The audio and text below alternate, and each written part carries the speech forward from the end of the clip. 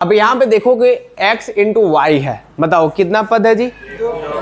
कितना पद है? दो पद है।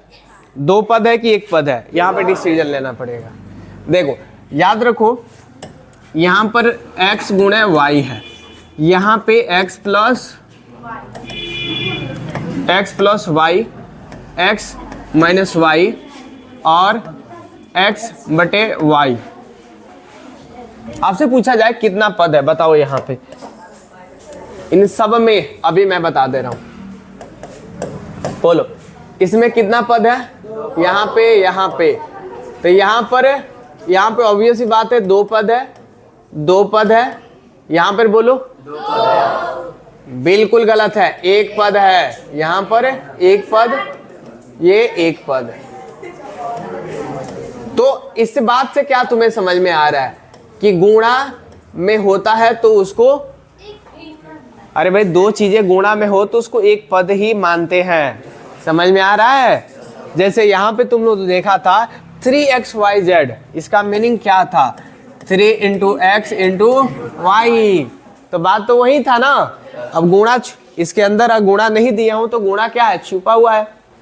गुणा जहां छिपा हुआ है उस हिसाब से तो एक ही पद है ना। तो गुणा और भाग मायने नहीं रखता है। पद का मतलब, पद अलग पद कैसे बदलता है? x मतलब प्लस और माइनस के वजह से। समझ में आ रहा है? ना कि गुणा और भाग से। तो ये टर्म को समझ में आ गया। तो इसमें कितना पद है? एक पद है। कितना पद है? अब यहाँ पर एक और सवाल मैं पूछ रहा हूँ, 3 प्लस एक्स गुणे वाई और x बटे वाई। अब यहाँ पे बताओ कितना पद है? एग्जैक्टली। किसको दो दिख रहा है भैया?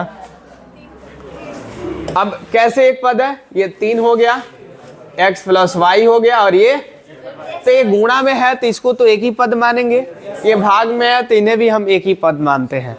तो पद का नॉलेज हो गया सब। सबसे पहले बताओ, क्या तुम्हें चर और अचर पता है? चर का मतलब होता है कि जिस पद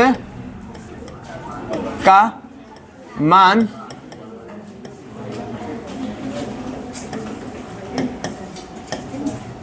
बदलते रहे उसे चर कहते हैं। मतलब कोई भी ऐसा जो मान है जो जिसका मान वेरी करे। वेरी मतलब वेरिएबल होता है, आप जानोगे इसके बारे में, तो इसको बोलते हैं वेरिएबल। अच्छा, वेरिएबल का मतलब क्या होता है? वेरी करे, जो चेंज हो, बदले, उनको हम क्या कहते हैं? चर कहते हैं। जैसे अब पद में जो भी चीजें हम यूज करेंगे, x, y, ये z ऐसे मान कर चलते हैं। याद रखो, ये माना हुआ मान है।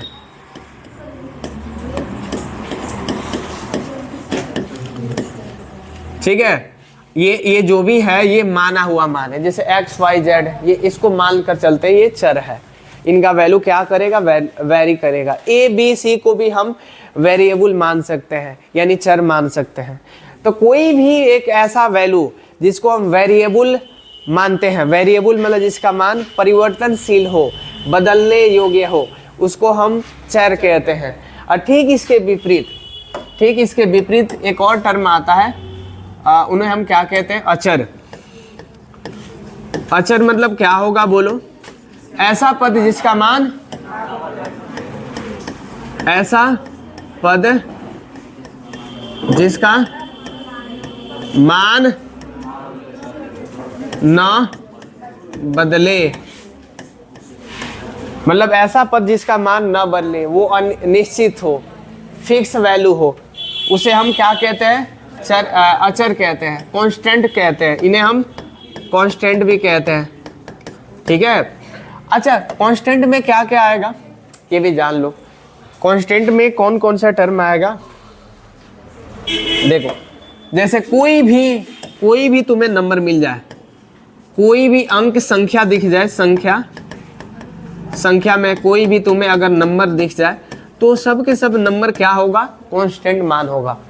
जैसे कोई भी नंबर हो, नंबर तो चाहे वो पर में हो या अपर में हो, मैटर नहीं रखता है।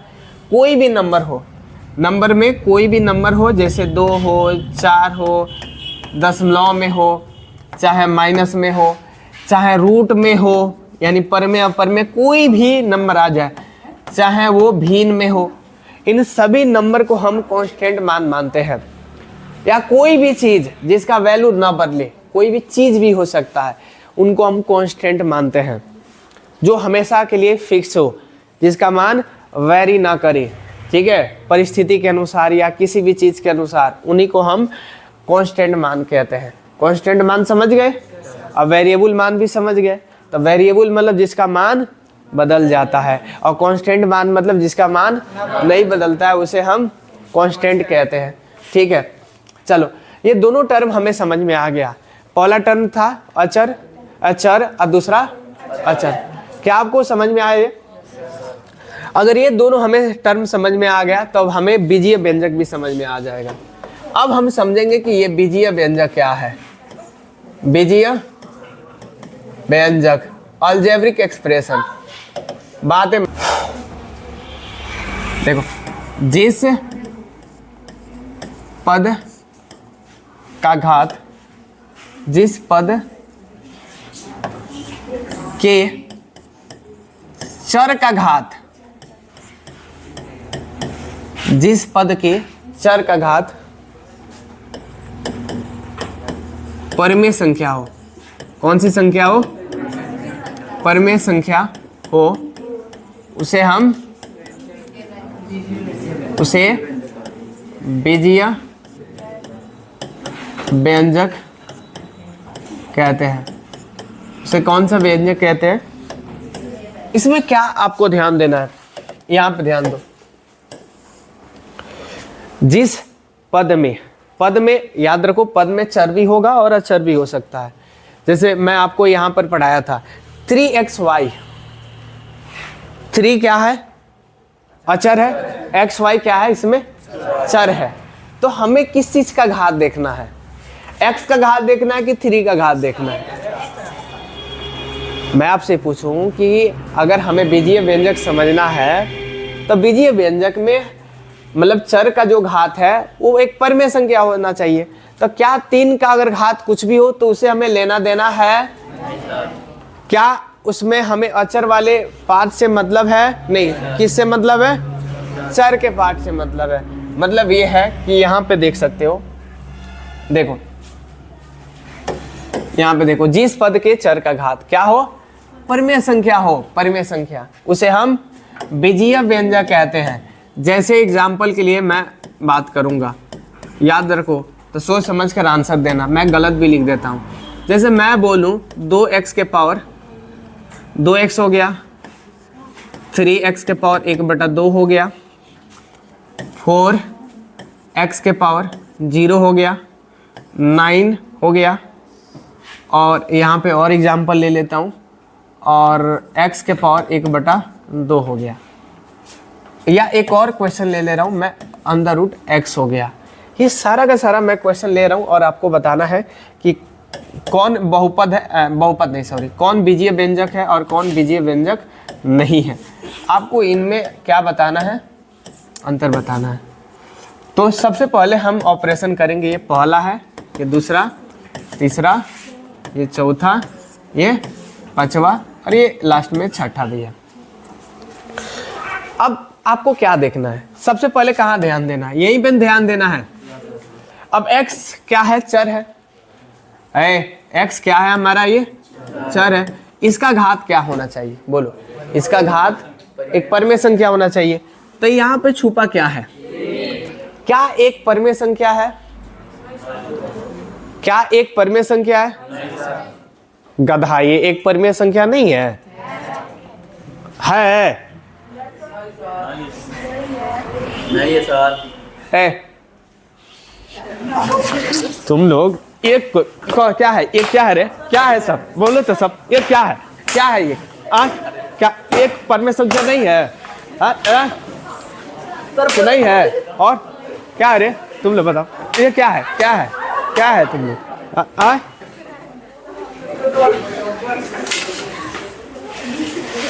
ये क्या है? बोल। एक के बारे में इन लोगों को नहीं पता है। एक क्या है? परमेय संख्या क्या बोला था? परमेय संख्या सिर्फ जो रूट वाला वैल्यू होगा वो नहीं होगा, बाकी सब परमेय संख्या है। सुन ध्यान से, जो वैल्यू रूट में होता है, रूट से बाहर नहीं निकल सकता, वो अपरमेय होता है। बाकी तुम्हें जो भी दिख जाए, चाहे बटा में दिखे, चाहे बटा में नहीं हो, चाहे दशमलव में दिखे, वो सब के सब परमेय संख्या होता है। समझ में आया? तो एक परमेय है कि नहीं है? परमेय कौन नहीं है? जो रूट में है। परमेय कौन नहीं है? जो रूट में है। और रूट में है तो वो क्या परमेय नहीं कहोगे? जैसे मान लो जो ये है, क्या ये परमेय है? नहीं है। क्या रूट 4 ये परमेय है? क्योंकि ये बाहर निकल जाएगा, याद रहेगा ये दिन परमेय के लिए। क्या x के पावर 1, ये जो 1 है परमेय है कि नहीं है? तो क्या मैं बोल रहा हूं चर का घात क्या होना चाहिए? तो क्या ये बीजीय व्यंजक होगा कि नहीं होगा? क्या होगा? ये बीजीय व्यंजक होगा कि नहीं होगा? बोलोगे? ये बीजीय व्यंजक होगा। समझ में आ रहा है? चलो अब यहां पे देखोगे, अब तुम्हें कहां ध्यान देना, बस ये जो पावर है परमेय होना चाहिए बीजीय व्यंजक के लिए। x के पावर 0 क्या परमेय है? तो ये भी होगा, ये भी बीजीय व्यंजक होगा। क्या 1/2 परमेय है? क्या ये होगा? क्या ये होगा?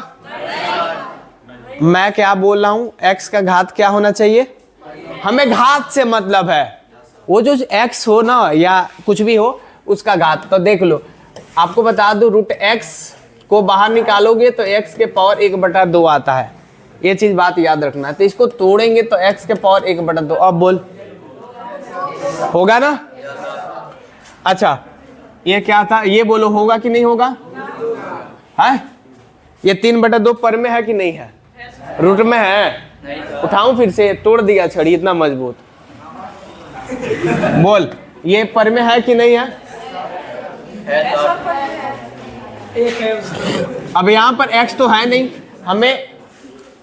मैं किस चीज के बारे में बात किया कि x का जो घात है, अब यहां से शुरू करूंगा पीछे से। x का जो घात है वो क्या होना चाहिए? इसमें x तो है ही नहीं है, तो याद रखो x के पावर 0 बराबर 1 होता है। तो क्या यहाँ पे हम ये चीज लिख सकते हैं, 9 के गुणे में 1 लिख सकते हैं? और क्या यहाँ पे 9 गुणे x के पावर 0 लिख सकते हैं? 1 के बदले लिख सकते हैं, तो 0 आ रहा है। तो ये भी 9 जो होगा, x जहां पे नहीं दिखेगा तो वो भी बीजीय व्यंजक होगा कि नहीं होगा? अब ये जितना भी मैं एग्जाम्पल लिखाया था सब डिफरेंस टाइप का था, असब था। अब कौन नहीं होगा? अब थोड़ा सा एक और, 3x के पावर रूट 2। अब बोल, ये देखो 3x के पावर रूट 2। अब ये होगा, क्योंकि ये जो रूट है, होगा कि नहीं होगा? कौन कह रहा है नहीं होगा? और कौन कह रहा है होगा? कौन कह रहा है होगा? बोल, कौन कह रहा है? रूट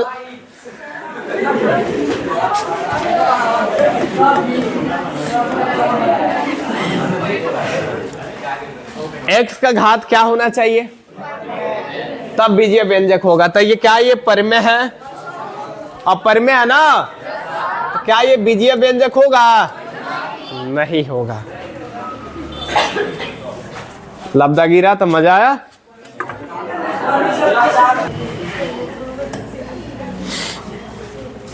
अब चलो, मैं जिसको खड़ा कराऊंगा खड़ा होगा। चलो, तुम ही डर रही है, तुम ही खड़ा हो जाओ पहले। चलो मनीषा खड़ा हो जाओ। चल, तो तुम्हारा सवाल यहां से होगा। ये सबसे पहले बताना, देखो जहां जो बीजीय व्यंजक होगा इसमें बताना है कि निम्न में कौन बीजीय व्यंजक है। निम्न में कौन बीजीय